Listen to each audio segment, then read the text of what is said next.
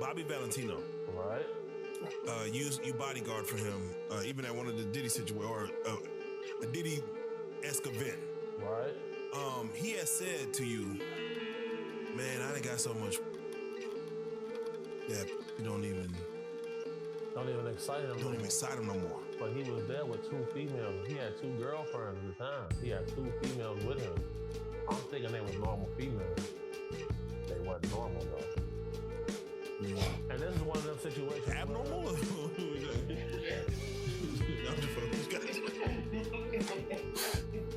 Look, man, they went to go drain the snake, man. I tell you. Oh shit! Man. Yes. And if you type him up, he done got caught with several Transformers. Yeah, it's crazy because again, we had I did an interview with Bobby Valentino and Chingy, and they opted to do it together. And as I did it together, we also interviewed Sydney Starr here. And no, just Chingy and Bobby. They said they had to do the interview together. So we interviewed Sydney Starr, and she brings up the whole Chingy stuff and like, you know, this is water under the bridge and blah blah blah. But I'm looking at the connection of it. I'm like, man, for you to that story to be a thing, and then Sydney and then Chink, it just looks away. First and foremost, all this stuff here. Go ahead, please. Salute real life production. Salute Joker, salute Rook, salute Fab. You've been outside a long time, bro. You done seen a lot of stuff. You know when something looks fishy. Right. You probably know it. Hold on, man. The back door open right now. They probably, just like y'all know, bro. When something looking a little weird, you get that feeling. It's not all a coincidence. It's said that comedians have a unique perspective, and Katt Williams is known for putting a humorous and brutally honest take on almost everything. This time, however, he is unsure word shade did him right in his sights, and he's not holding back. With another person in a mascot-like outfit, like dry humping in the floor. That's some funny shit to walk in. Yeah, when I first seen it, I just walked past. I'm like, what the fuck is that going on? So I go to the refrigerator, I give him my fully costume. Hold on, man. This wasn't a Halloween party. It don't even matter, but this was March. Spring break. They call themselves furry. Oh. Furry fetish. Yeah, I quit on the spot. I heard it. Yeah. How many? Because you said you have to go to the car lot like that. I'm gonna be in the car. Yeah. How many times you be like, I'm gonna just be in the car? Yeah. So I really started making it my protocol. Like, you know, text me if it get dangerous. I'm gonna come in and demonstrate. You feel me? But like, you know, but you just get tired of like bro, I don't want to see naked men, bro. That's my preference, though. Yeah. I'm allowed to have that preference. But like, you get tired of that. How do you handle being hit on? Yeah, so that's another reason why I go to the car, because you can't be that guy at the gay party getting mad at the gay dude hitting on you. Right. You at they function. So now you gonna be homophobic in here? What? You the jerk right now. You the clown. You at they shit getting mad. They try to see what's to you. Yo, dumb ass, Give me a take on the flack that Meek Mill has gotten throughout all this. You know, Meek Mill's situational awareness is just low, bro.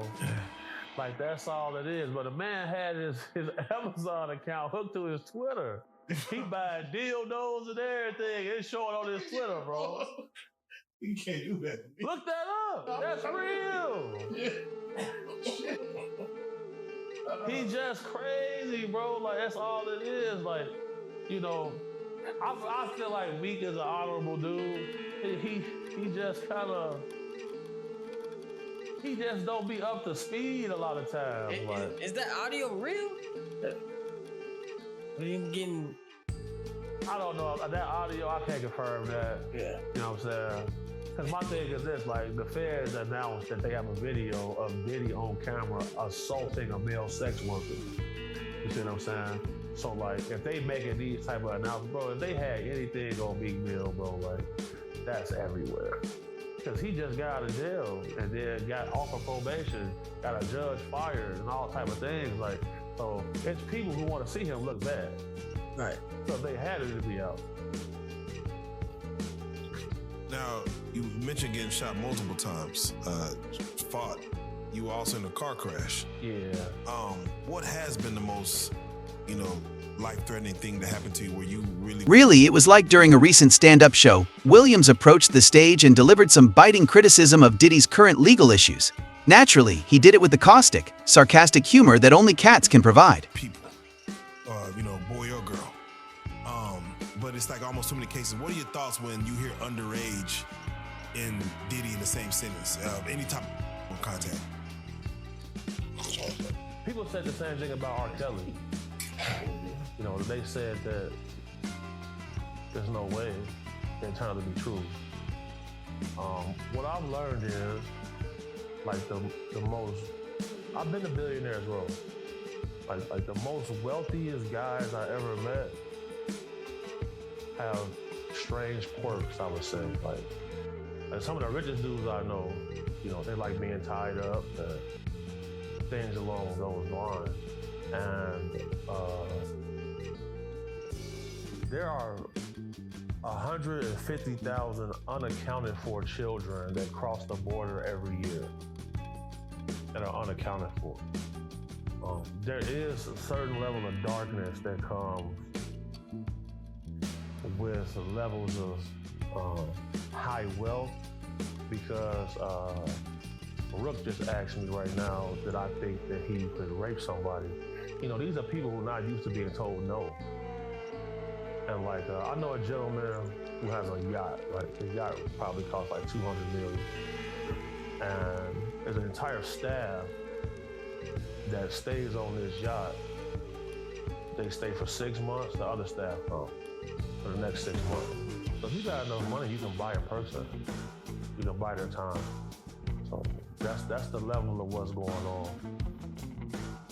Speaking of, we're gonna jump around this interview a lot, so we're gonna come back to things, but let's just stay with R. Kelly. You came up in Chicago. Yes, sir. You actually went to school with the victim that was on that tape? Yeah, at Providence St. Mel. Oh, man. Yeah. So, for what you know, because back in 2003, I think his case, he got acquitted in 2008, is because there was no victim. Right. From your knowledge of what you feel, why was the victim not coming forward in that scenario? Money. No, so we're talking about the 13-year-old girl on the camera? 14, man, come on, man. I'm doing my That's 13-year-old. People gotta understand something. I grew up around this guy. Yeah. My uncle is his personal pastor. So, I used to go to a church called Carter. What specifically did Katt have to say? Then, the strange facts of Diddy's arrest are where it all begins. For example, imagine learning that hundreds of bottles of baby oil and lubricant were discovered at Diddy's houses. Come on, boy. he just perverted. Y'all trying to get me in it? Yeah. Okay, we can talk about that. I can talk about that, bro, because I got an opinion on that too. Like, Okay, well, yeah. What's your opinion on? I mean, like, bro, he fucked up. He did a lot of bad shit. You know what I'm saying? He did a lot of bad shit, but I But guarantee you. everybody keeps saying bad shit, but they only talking about freaky shit. Are we talking about freaky shit or we talking about criminal shit? That's what I'm confused Criminal about. and freaky shit. Oh, he did some criminal shit. Okay, I ain't heard All nothing that about the criminal shit. shit. I done heard all type of shit, man. But it'll be allegations. Like, you gonna hear, about shit. But Is Diddy just that gangster to where niggas wasn't even trying to fuck? Cause bro, if you look at the history, we talking about a nigga that's accused of killing Pac, accused of killing Biggie, accused of shooting the club up that Shine was in. That nigga done got away with a lot of wild shit, bro. If we talking about, He shot that lady in the yeah, he face. shot the lady in the face, bro, and didn't do no time. Like She we talking said she said she. it's a nigga out there that's done did the same exact shit that Diddy did, and he's still doing it though. but he He ain't just popular Diddy. like Diddy. That's just Diddy, like, you know what I'm saying? Like, bro, look, tell me why all the people who really got some money is saying like, man, look, for real, like, a lot of the people out here with some money doing the same shit, but I'm gonna let y'all have it. Like, you know what I'm saying? But that nigga was next level though. He was next level. But for real, think about it though. Why you think they like, I'm gonna let y'all have it, but like, yeah. But you know what? Can't even really speak on it, but it's they doing the same shit over there, but y'all so focused over here, they going crazy over here. Y'all don't even know. Like, man, come on, bro. I'm gonna bring it's this the truth, bro. They talking about it's some minors involved, bro. It is. That's where it gets fucked up. Of course. That's where it gets fucked up. Bro, that's not even where it get fucked. It's been fucked up. Like, you know what I'm saying? That's not where it get fucked up. You don't even know how far it really went. Well, really don't. You know what I'm saying? So let me hear you. When you start seeing, right, we starting to see bodyguards. We got Jaguar Wright speaking on shit. When you hear these stories about just the industry as a whole, you know, do you believe any of this shit? Do you feel like some of it's cap? Do you feel like some of it's real? I don't know, bro. I'm not a fan, so that shit don't really mean nothing to me. Like, I believe Diddy's lawyer's official reason was that the rapper was preparing for his renowned parties, which, in and of itself, sounds like a Hollywood plot. However, Katt Williams took that excuse and ran with it, and the crowd enjoyed every second. I forget the name, it was a hard name for me to pronounce, but he pretty much won the lawsuit. But you know, it was explained that in these lawsuits or there's a morality clause. Do you think that his battle against this liquor company could have been what set this off actually, or was this only inevitable? We gotta look at it. We all thought he owned Ciroc. For sure. He felt like eventually he would be able to get some ownership stake. He didn't. And these issues really started for him once he went after them. Because shortly thereafter, he sold Revolt TV. And anybody who follows him, Revolt TV was his baby. He worked hard on that. Facts. So once that was sold, I knew the end was near at that point. Because, you know, just like Gucci Mane, when he went to jail, he passed his artist contracts off to people who can hold them and fulfill the details while he was gone.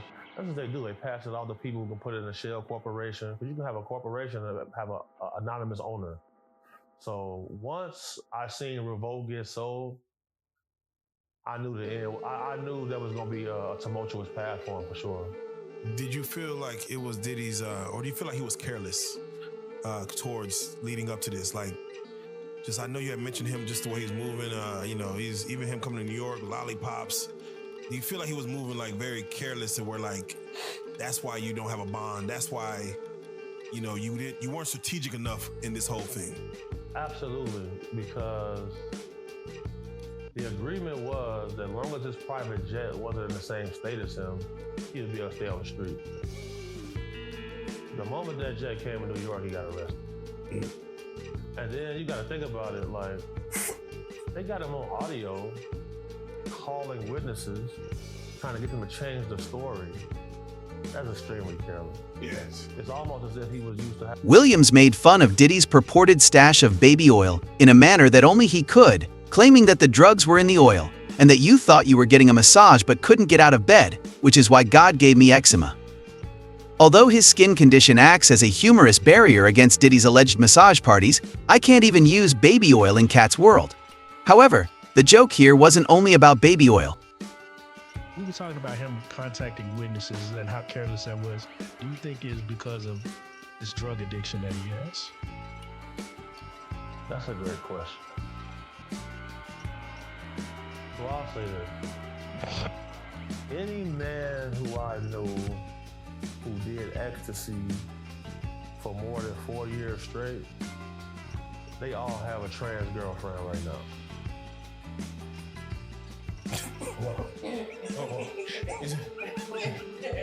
Yeah, okay, what? Any man who done, I knew personally, who did ecstasy more than 4 years straight, have a trans girlfriend right now. And, you know, you live in a false sense of reality when you always high. When he got arrested with a drug called Tunchi, which is a mixture of ecstasy and cocaine. Yes. Now, you know, cocaine can cause impotence. Ecstasy counteracts that.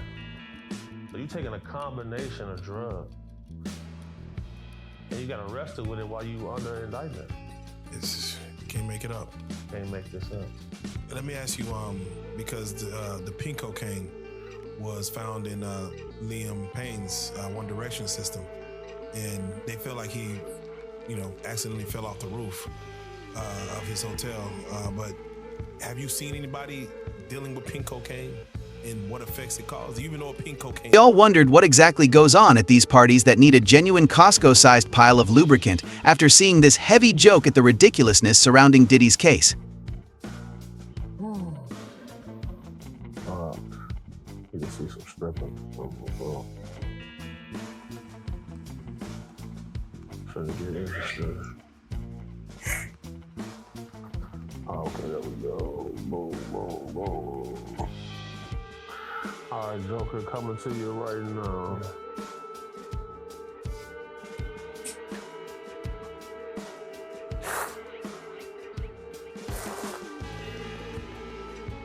Oh.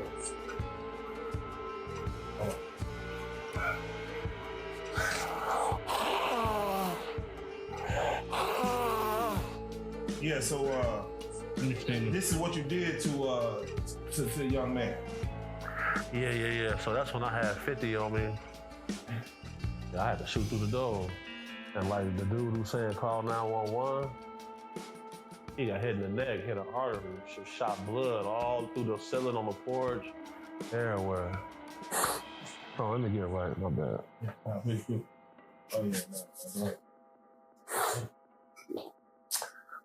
Yeah, so the video I just sent you, that was a situation where I had a bounty on my head. So basically what happened was a group of guys pretty much ran a train on a girl. She was passed out, underage, and we at the spot. And somebody come busting through the door.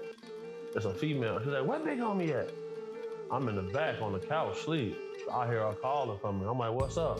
She said, look at this. So she threw me these purple sweatpants. I'll never forget this. And I'm like, what am I looking at? So immediately on the outside of the pants, I see like some like dry white substance. And then like inside the pants, I see a lot of dry blood.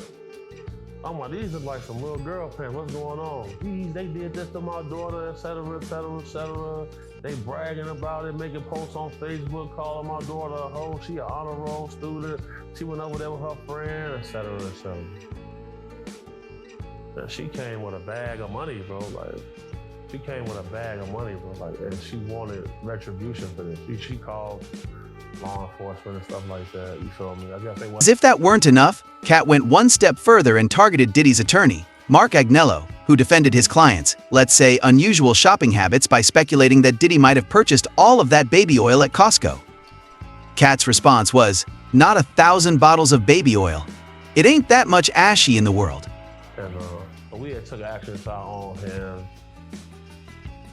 I kind of regret doing this, but then I don't, because like that little lady thanks me every day. You know what I'm saying? Her daughter, I became like a mentor to her. You know what I'm saying? Like, you know, it was just a bad circumstance, which just led to more darkness. You feel me? Because like I didn't know that like they could come up with that much money to put it on me. I didn't know that. So after we found out what was going on, like people came through spinning, bro. Like, you know what I'm saying? Like really trying to get up with me, and like shout out to the Google, shout out to the Google gang. Hold on, shout out to them insane. So yeah, but the guys rallied behind me, bro, and like we defeated them. Oh, bro, we had some bloody days though. You know what I'm saying? But we ended up coming out on top. They was bogus though, and Fred, you a hoe. Hold on. Yeah, Fred. When you have a price on your head, how do you operate in that space? Like, it's time to turn up. That's what we live for. Let's get it. Call the guy, let them know what's going on, and then now it's time to play ball. What's up? Like, that's what I'm saying. Like, when you if you really in the field, if you really get in that water, if you really get wet, bro, like. Is that a Chicago thing? Yeah, but I ain't gonna lie. My city, our heads fucked up. Yeah, that's what I'm saying. Like, yeah, because if I go to other cities and states, like, niggas own that, but they own that, but they don't identify with that. Yeah, you feel me? It's like, okay, we'll get on that with you, but we came to kick it. Right. You feel me? We didn't really want you to know that we into this. Right. Where we come from, oh yeah. Everybody on that. Bro, it's the move. I'm getting chills. Hard pressed to find someone out. Bro, my city, bro. Think about this, bro.